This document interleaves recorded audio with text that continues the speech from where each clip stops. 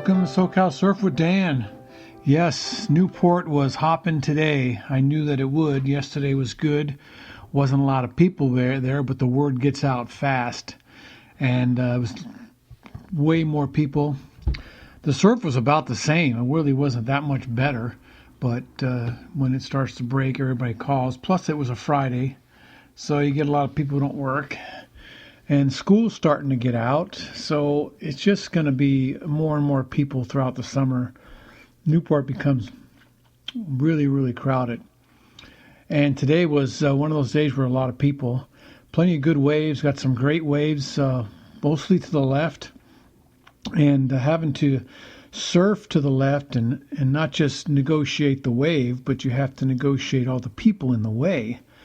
And it starts with the takeoff. If you're alone, lucky enough to be on the wave alone, and at Newport when it's crowded, it is a challenge to find a wave to yourself, but it is possible.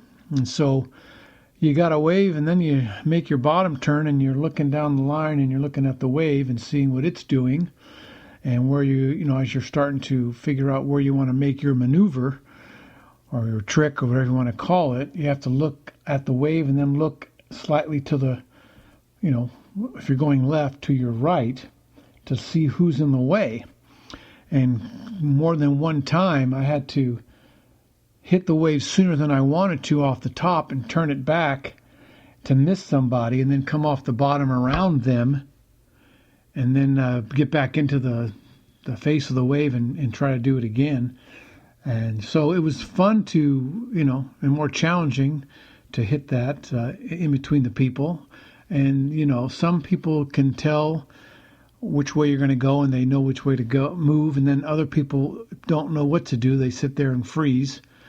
And for the most part, standing still is probably the best. And that way I know where they're going to be and I can go around them.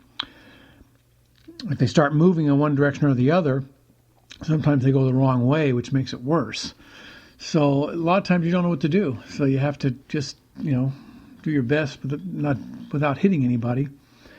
But I came off real hard off the bottom on one and then hit the top hard. And there was a guy further down the line, so I couldn't bottom turn. So I came off that top hard and came straight down the wave and went straight around him. But by the time I got past him, the wave was already done. I couldn't catch back up to the face. It was all white, so I could just pull out. But it was pretty exciting because it's a little bit of an adrenaline rush to not hit someone to make the turn and go through the obstacles. It's like an obstacle course in the water, and so that was pretty good. There was a lot of kids and beginners, so they're more on the inside where the water's mostly white. And so after your first turn or two, you have to watch out for the kids. And that was okay. It usually, you're done with the wave by the time you get in there. But there was a lot of newbies in the water, clogging it up. But as the morning progressed, it got more and more crowded. So by 9 o'clock, it was crazy. And so we got out, went home. But it was great waves, great times. And that's all you can do. And again, I didn't see any fish, any dolphins or seals or anything in the water. I don't know what's happened. Maybe they're on vacation. They took off early to beat the crowd. But they're not hanging out on the beach today. And so I don't know if that's good or bad, but that's what it was. And so we had one rookie with us, and he's doing well. He's got a foam board, rubber top board from Costco. And I see a lot of people on those, and some people that are pretty good still ride them because they like them. I ride them, occasionally for fun, but they're more difficult to turn, and they're difficult to keep the nose out of the water when you're paddling for a wave. So they have their drawbacks. The good thing is you can catch more waves on them because they've so much flotation. You're like a boat, and just a little bit of paddling, and you can catch a wave. On the smaller boards, you got to paddle harder, and you got to be in the more critical part of the wave in order to catch it.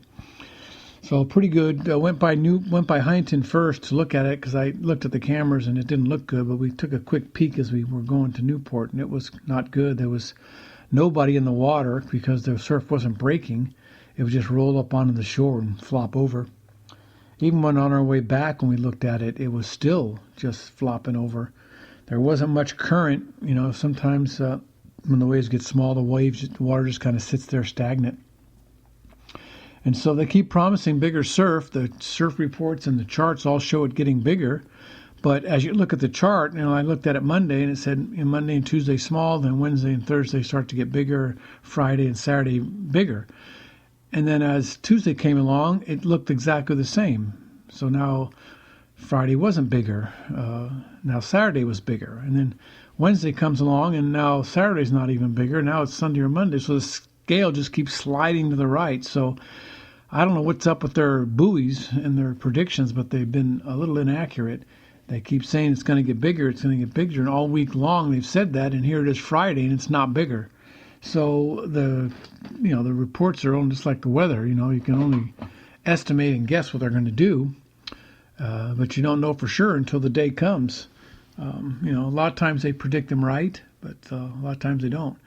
So tomorrow, being Saturday, we'll be doing our Surf Saturday at 17th Street in Huntington Beach, which is just a little church organization that we teach people to surf and just hang out and surf together as a group.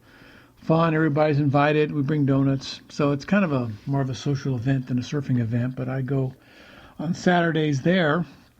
I don't usually surf on Saturday because of the crowds, unless it's really good.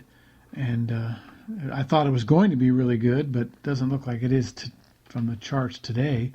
But again, you don't know until you look. So we'll look tomorrow morning and see what it's like. If it's good, I'll surf a little bit, in the morning. Otherwise, I'll just hang out and chat, as they say. Talk surfing, virtual surfing. Talk about it. We won't do it. Or maybe we'll bring a boogie board and some fins and do some shore break. Just depends on the tide. It'll be out mostly in the morning. So I'm going to just wait and see what it looks like. Hopefully we'll get some surf and get out there and do some damage, chew up some waves, do some carving, whatever you call it. But looks like fun, good day today, good lefts, good rights. Of course, with the smaller waves, I had a couple. One, I went to the right, did a nice bottom turn. As I came off the top, there wasn't enough wave to push the board, and I just flopped over because there was no speed. It's like riding a bike really slow until you fall over. Same thing on the waves. If you're surfing really slow, and if you try to make a hard turn, you can't because don't have enough speed to keep you on the board. Happened both directions. One to the right where I did a backside, and then I went to the left on my front side and carved it back, and I just couldn't quite get it to go all the way around because there wasn't enough power in the wave. So that's the drawback to a smaller wave, is you don't get the power to push you as fast. So if you just make the adjustment and just kind of go a little slower and don't dig in so deep, you can keep the momentum and slide back into it and continue on the wave. So, good surf today. We'll see what happens tomorrow. Thanks for listening. Good luck out there. If you have any questions, let me know. We'll see if we can answer them. Thanks for listening. And check out our sponsors, Task Bullet, Nappy Clothing, and MerchHero.com. See you soon. Bye.